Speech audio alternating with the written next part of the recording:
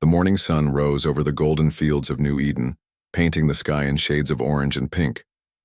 Dae-ho Kim stood on his porch, drinking his coffee and watching his granddaughter So-min chase butterflies through the tall grass. At 65 years old, he had seen this world transform from a barren rock into something beautiful, something worth living for. "Grandpa, look," So-min called out, holding up a bright blue flower. "I found a new one." Dae-ho smiled and walked over to her.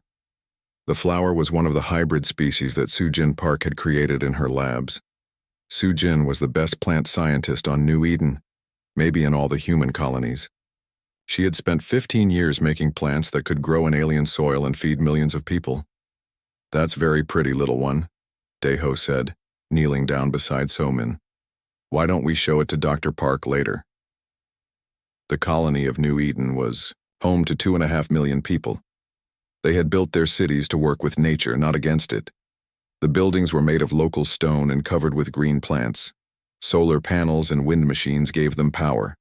The air was clean and fresh, better than Earth had been in 100 years. Dae-ho had been one of the first engineers to come here 40 years ago. Back then, New Eden was just rocks and dust. Now it fed 12 other human worlds. The colonists grew rice, wheat, corn, and fruits that could not grow anywhere else. They raised cattle and fish in clean ponds. Children played in parks while their parents worked in the fields and labs. Soo-jin Park was already in her lab when Dae-ho and So-min arrived at the research center. She was 38 years old, with short black hair and hands always dirty from working with soil. Her husband Jin-ho Yang worked as the head engineer for the colony. Together, they had made New Eden into a paradise. "Dr. Park." So-min ran up to her, holding out the blue flower. "Grandpa said you made this." Soo-jin laughed and took the flower gently. "I helped it grow, but nature did the real work. Do you want to see how we make new plants?" While So-min looked at the growing plants under special lights, Dae-ho talked with Soo-jin about the harvest. This year would be their best ever. The weather had been perfect and the new plant types were growing faster than expected. "We'll have enough food to feed 15 worlds instead of 12, Soo-jin said proudly. "And the nutrition levels are higher than anything we grew before." Across the colony, other people were starting their day. Woo-jin Lee, the security chief, was checking the defense systems. New Eden was peaceful, but they still needed to protect themselves from space pirates and wild animals. Woo-jin was 42 years old and had served in Earth's military before coming to New Eden. He kept the colony safe with a small team of security officers. Hye-won Choi worked in the communication center talking to other human colonies and Earth itself. She was 29 and loved her job connecting New Eden to the rest of human space. Every day she sent reports about food production, weather, and colony life. Every day she received news, messages from families, and trade requests. The colony ran like a big family. Everyone knew everyone else. Children went to school together. Adults worked together and helped each other. In the evenings, people gathered in the town squares to eat dinner, play music, and tell stories. The old people taught the young ones about Earth and the early days of New Eden. The young ones taught the old people about new technology and ideas. Dae-ho remembered when his own children were young like So-min. His son had grown up to be a teacher, his daughter a doctor.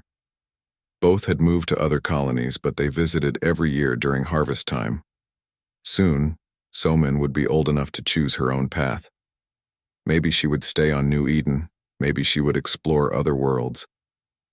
Dae-ho hoped she would always remember this peaceful place as home. That afternoon, the whole colony celebrated the start of harvest season. Families brought food to share in the Central Park. Musicians played songs from Earth and new songs written on New Eden. Children ran through the crowds playing games and laughing. The air smelled of fresh bread, grilled meat, and the sweet flowers that grew everywhere.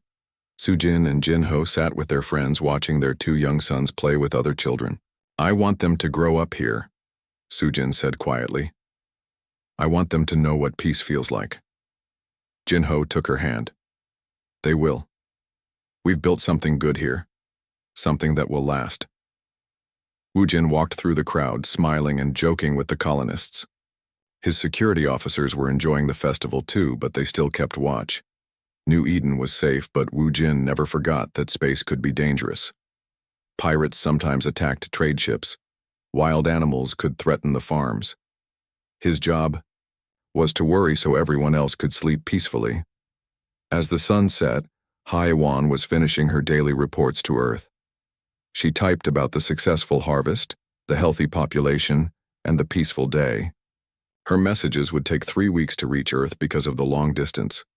By the time Earth got her report, New Eden would be deep into harvest season. "Another perfect day," she wrote in her personal log. "Sometimes I wonder if we're too lucky.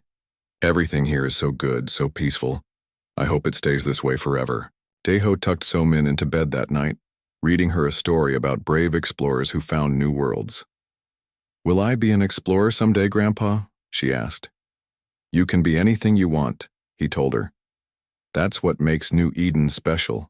Here, every child can dream about the future."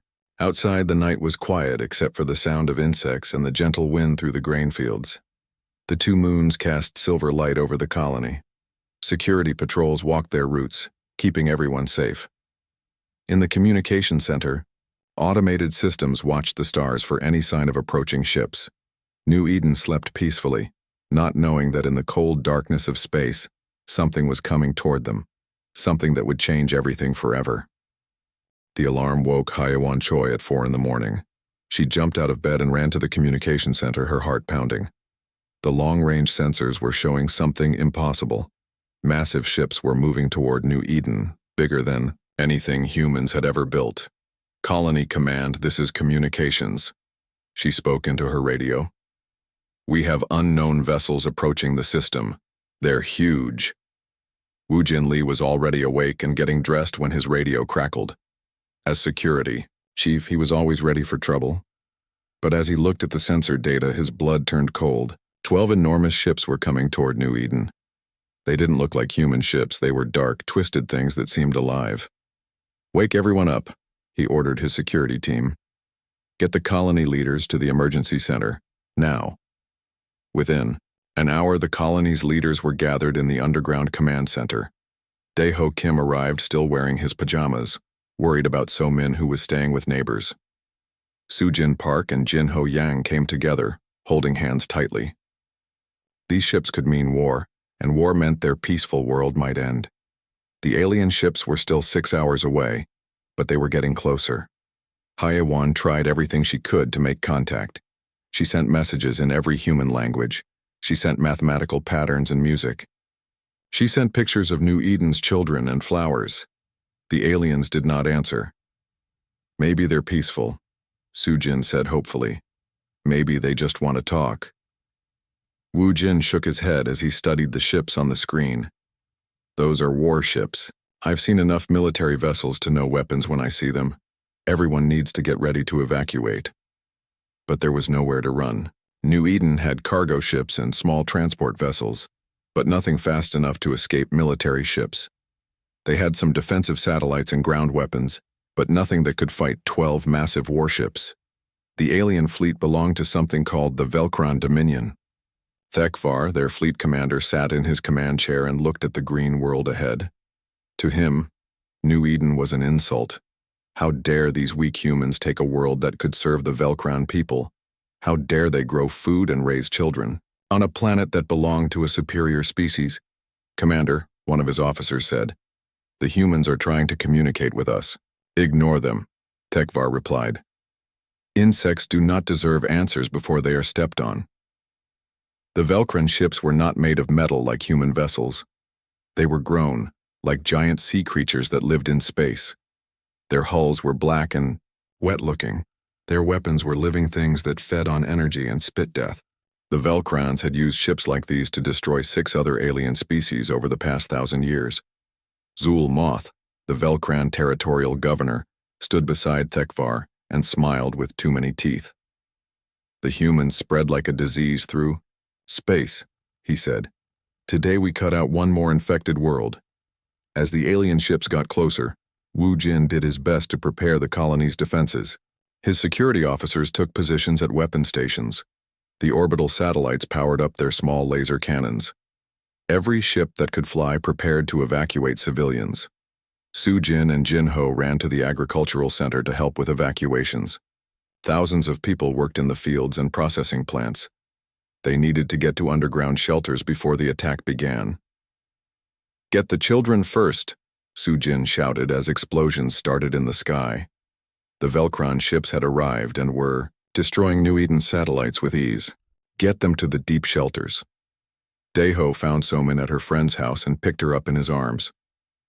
"We're going on an adventure, little one," he told her, trying to keep his voice calm. "We're going to play hide-and-seek in the tunnels." Somin could hear the explosions getting louder. "I'm scared, Grandpa." "I know, sweetheart, but I'm here with you."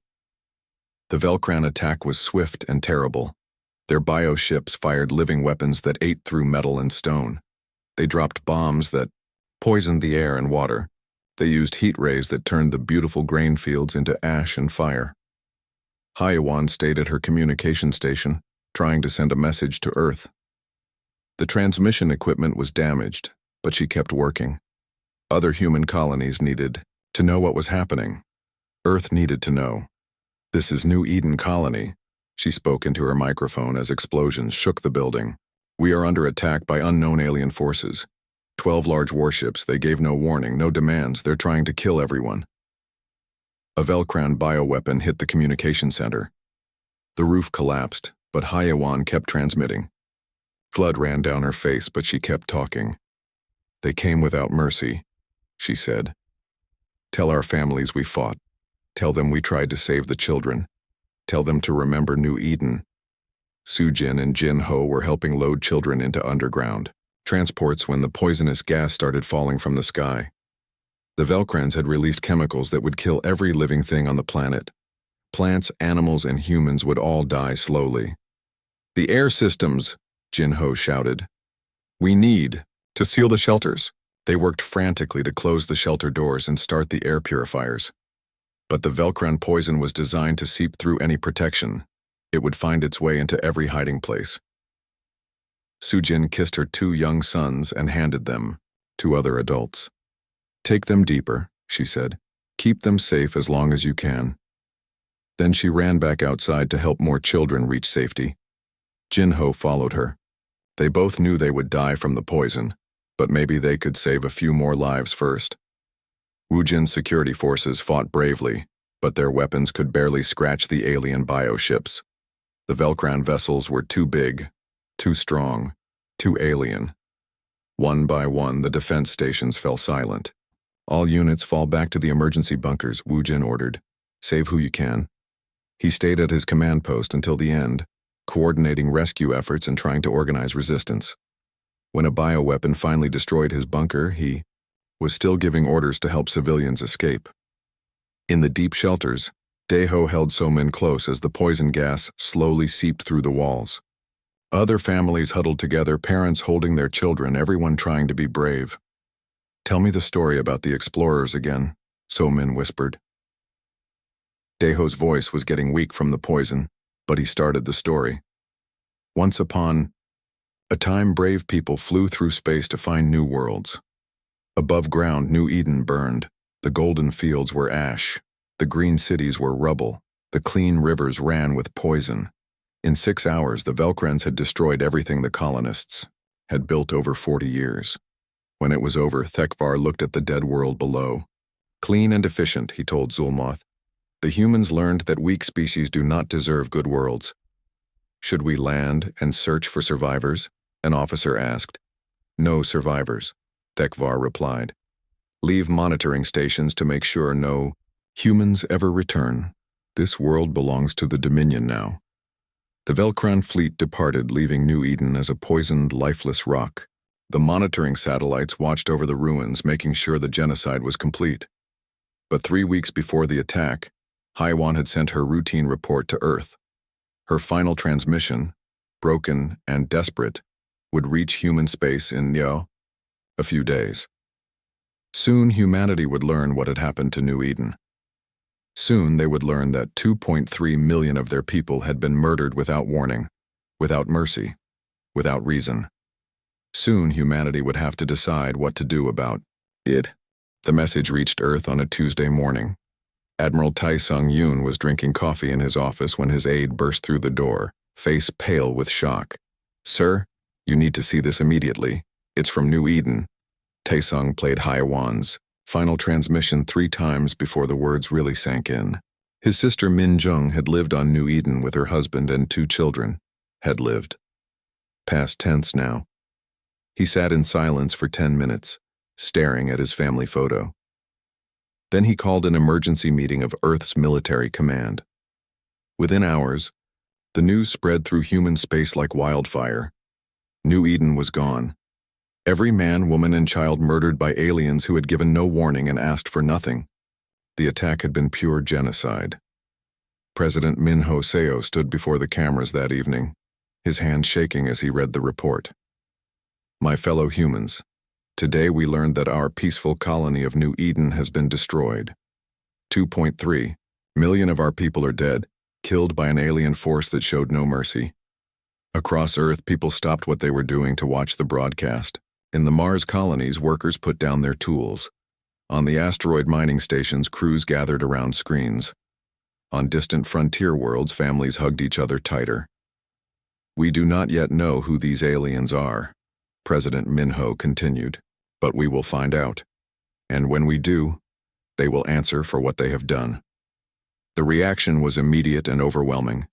Every human government, every colony, every space station declared their support for war. People who had never agreed on anything suddenly spoke with one voice. Remember New Eden. Dr. Hyo Jin Nam was working late in her weapons research lab when the news arrived. She had been developing new ship designs and energy weapons for exploration and mining. Now, overnight, her peaceful research became humanity's hope for revenge. "How fast can we build a war fleet?" Admiral Tae-sung asked her the next morning. "What kind of war fleet?" Hyo-jin replied. "Small and fast or big and destructive?" "Big, enough to kill whoever did this. Destructive enough to make sure they never do it again." Hyo-jin looked at her computer screens, running calculations in her head.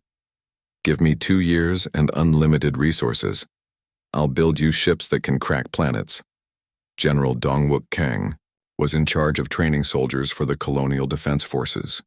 Before New Eden, he had trained them to fight pirates and protect mining operations. Now he needed to prepare them to fight an alien war. "How many troops do we have?" he asked his staff. "Currently, 200,000 across all colonies, but recruitment is exploding. Every day, 10,000 more people volunteer to fight." Dongwook nodded grimly. "Train them hard, train them angry. When we find these aliens, I want our soldiers ready to make them pay." The shipyards of Earth, Mars, and the asteroid belt began working around the clock. Civilian ships were converted to military use. New warships rolled off assembly lines as fast as workers could build them. Every resource humanity could spare went toward building the largest military force in their history. Intelligence services worked frantically to learn about their enemy. Deep space telescopes scanned nearby star systems. Reconnaissance ships launched toward the direction the attack had come from. Slowly, piece by piece, they gathered information about something called the Velcrown Dominion. They controlled 12 star systems. Intelligence Director Ye-jin Kim reported to the War Council. At least 17 inhabited worlds. Their technology is biological. They grow their ships instead of building them. "How many ships do they have?" Admiral Tae-sung asked. "Our best estimate is 3,000 vessels of various sizes. They've destroyed 6 other alien species over the past 1,000 years. Complete extinction every time."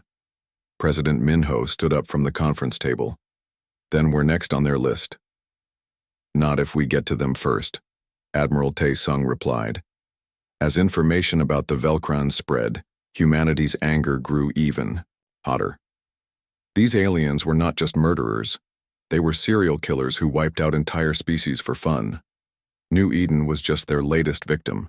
Churches across human space held memorial services for the dead. Schools taught children about New Eden's peaceful farms and happy families. Artists painted pictures of the golden fields that would never grow again. Writers told stories of Dae-ho and So-min, Sujin and Jinho, all the innocent people who had died for no reason. Remember New Eden became more than a slogan. It became a prayer, a promise, a war cry that united every human in space. Dr. Hyojin Nam worked 18 hours a day designing new weapons. Her team reverse-engineered alien technology captured from old pirate attacks. They created quantum torpedoes that could disrupt biological ships. They developed energy cannons that could burn through living armor. They designed boarding pods that could cut into enemy vessels. The aliens think their bioships are superior, she told her team. We'll show them that human engineering can kill anything that lives. Admiral Tae-sung spent his days planning the largest military operation in human history. He studied every scrap of intelligence about Velcron tactics. He met with colony leaders to coordinate supply lines. He worked with General Dong-wook to train officers who could command fleets in battle. At night, he looked at his sister's photo and made promises to her ghost. "I will find the aliens who killed you," he whispered. "I will make them pay for every child they murdered. I will make sure no species ever suffers like New Eden again." The military buildup took 2 full years. Humanity had never built so many ships, trained so many soldiers, or spent so many resources on war. Every colony contributed what they could. Every family sent their sons and daughters to fight.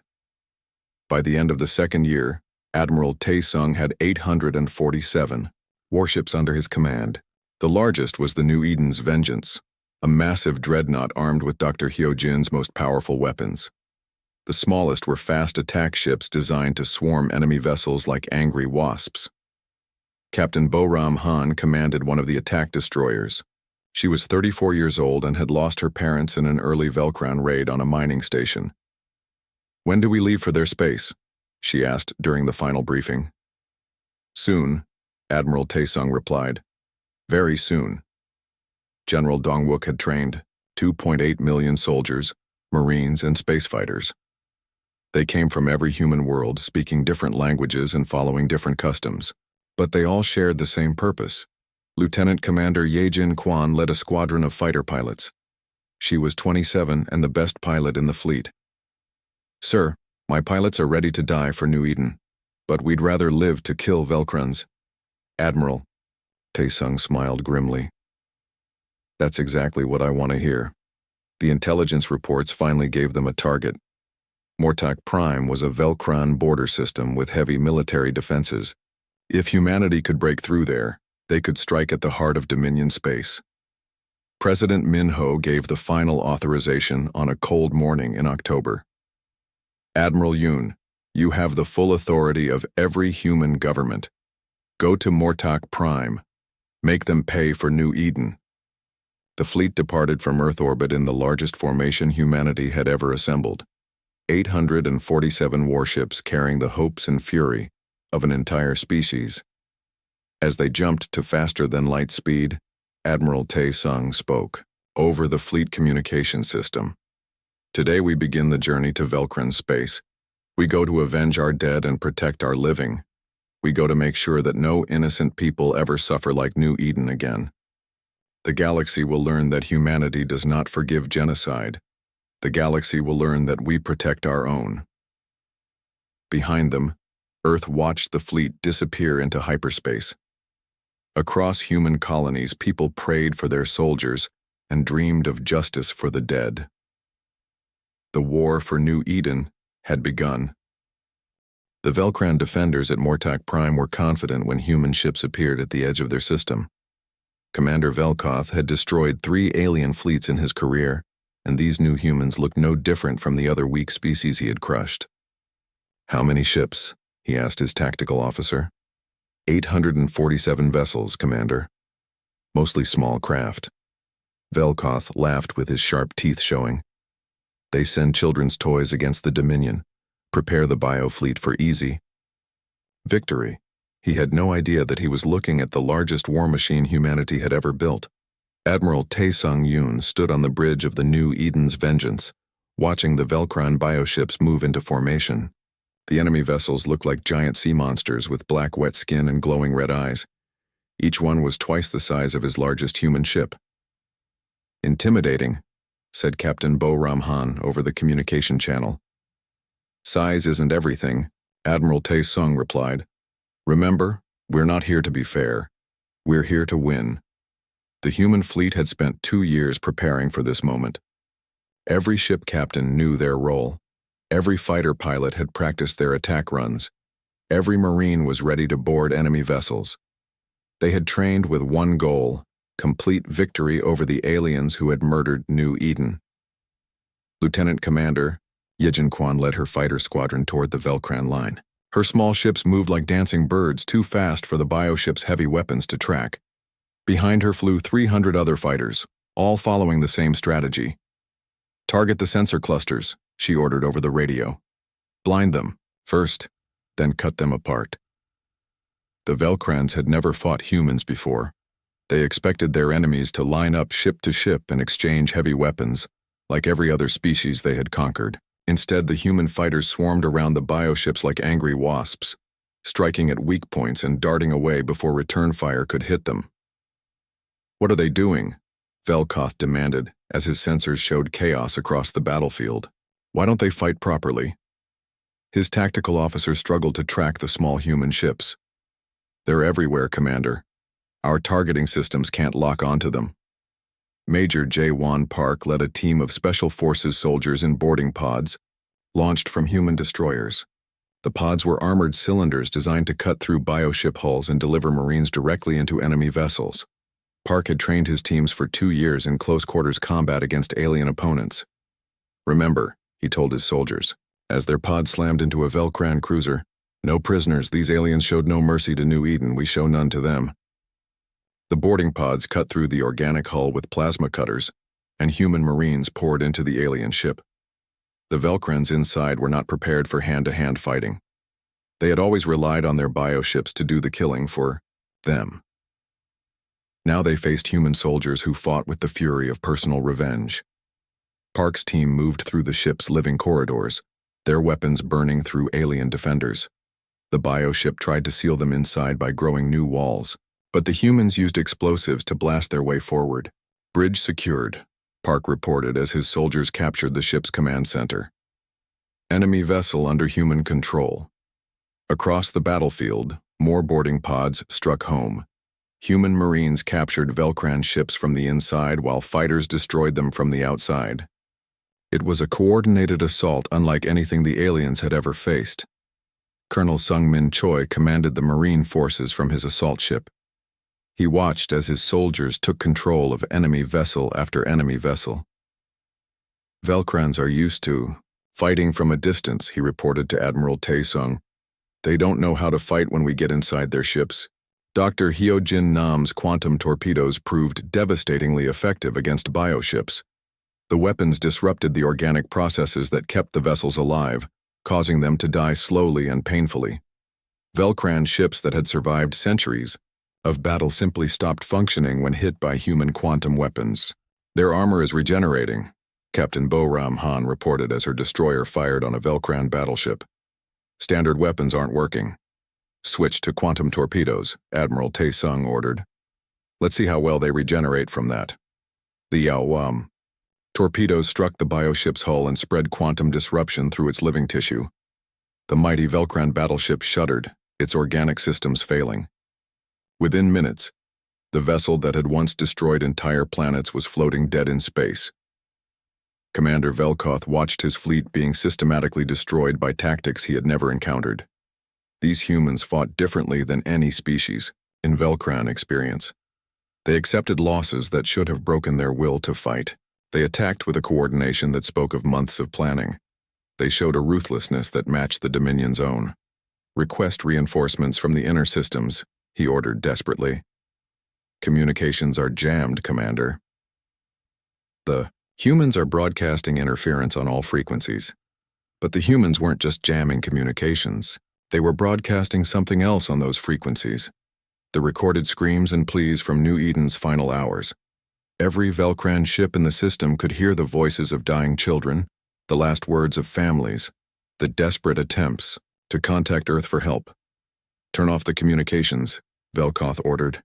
The jamming is too strong, Commander. We cannot stop receiving their signals. The psychological warfare was deliberate. Admiral Tae-sung wanted every Velcron to hear what they had done to New Eden. He wanted them to know that humanity remembered every single victim. Lieutenant Commander Ye Jin Kwan's fighter squadron destroyed the last Velcron escort ships, leaving the enemy battleships exposed to attack. Her small craft danced around the massive bioships, firing precisely targeted shots at weapon clusters and propulsion organs. "This is for Dae-ho Kim," she whispered, as her weapons burned through an alien weapon mount. "This is for So-min and all the children." The human fleet pressed their attack with mechanical precision. Every ship captain followed their assigned role. Every fighter pilot struck their designated targets. Every Marine boarding party secured their objectives. It was war conducted like a symphony, with Admiral Tae-sung as the conductor. As the battle reached its climax, the Velcrans finally understood what they were facing. These humans were not just another species to be conquered. They were an enemy that planned, adapted, and fought with a single-minded determination that the Dominion had never encountered. "Commander," Velkot's tactical officer reported with fear in his voice, "we have lost 70% of our fleet. The humans are not taking prisoners." Velkoth looked at the tactical display showing his destroyed ships. Red markers indicated dead biovessels. Blue markers showed human ships, still fighting with undiminished fury. The battle was lost, but his species' pride would not let him admit defeat. All remaining ships ramming speed. If we cannot win, we die fighting.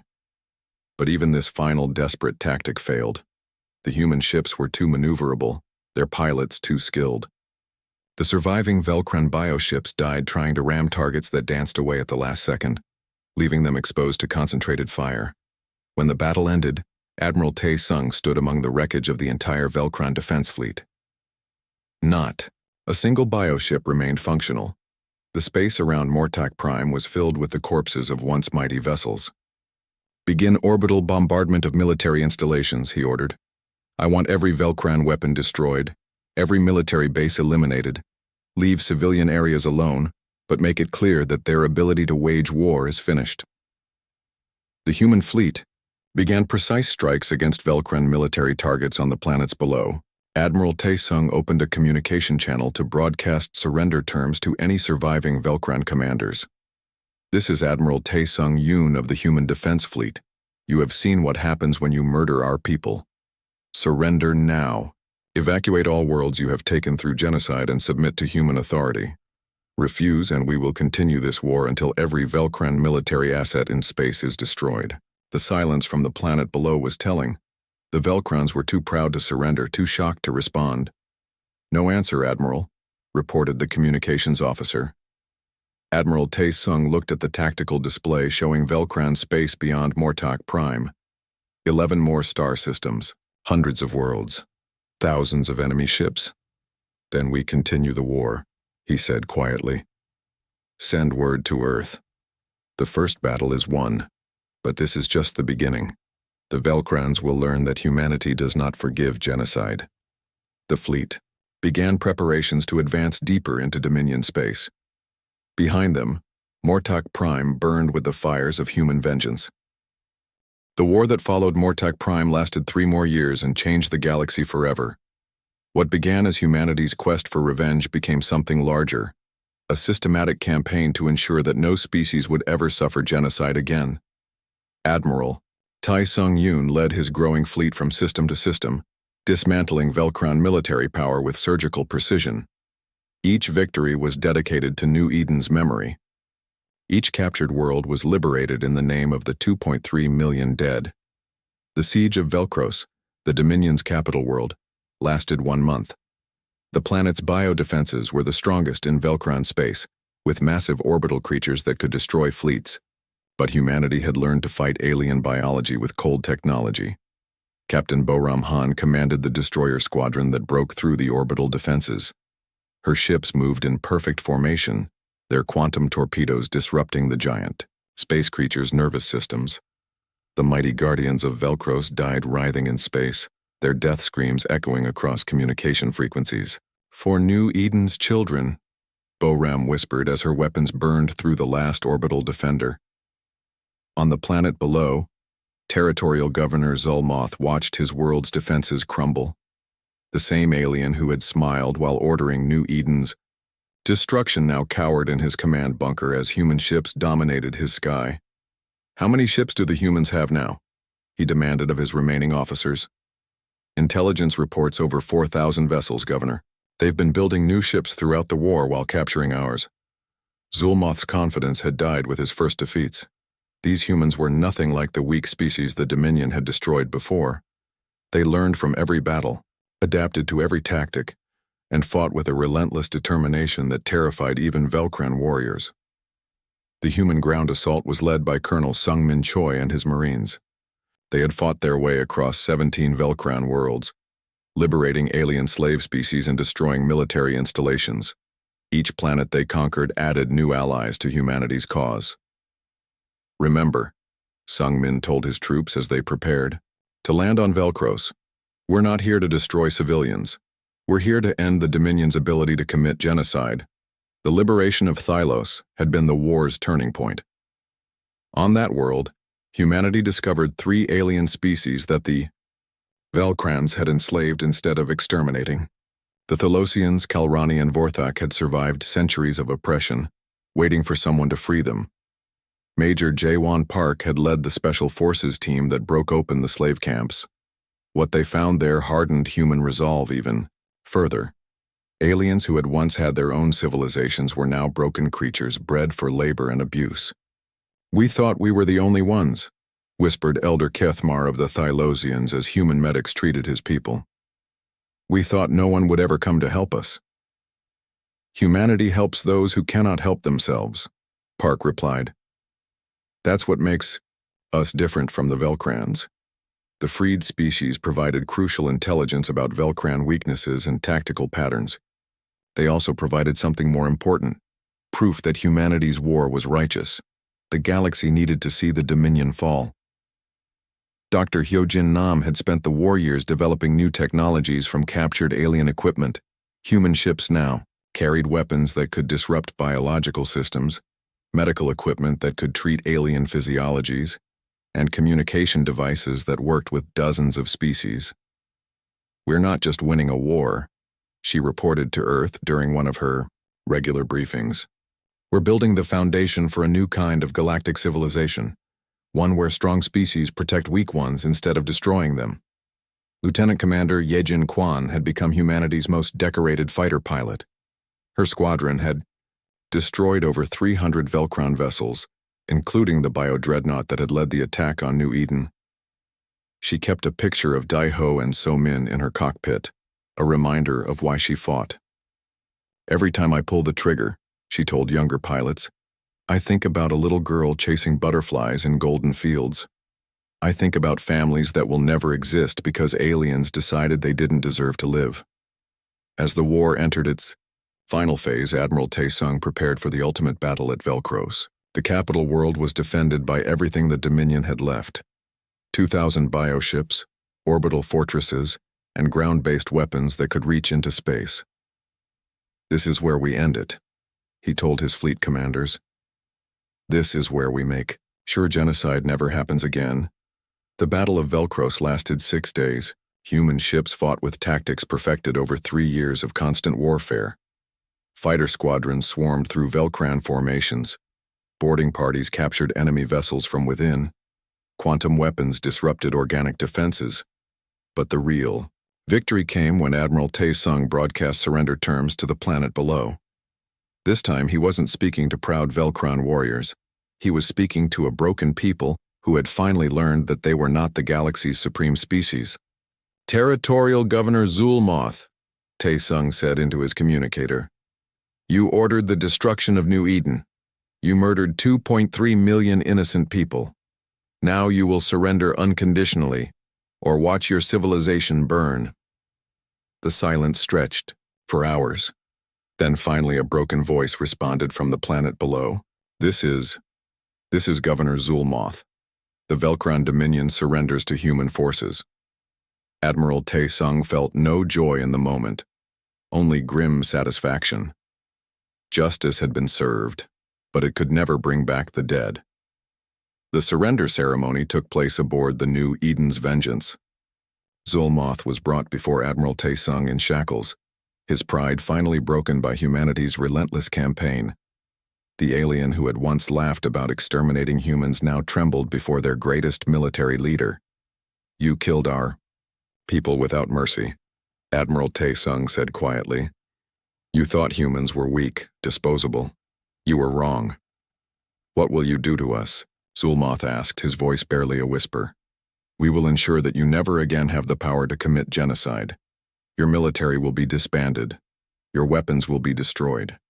Your people will learn to live in peace, or they will not live at all." The war's end brought profound changes to the galaxy.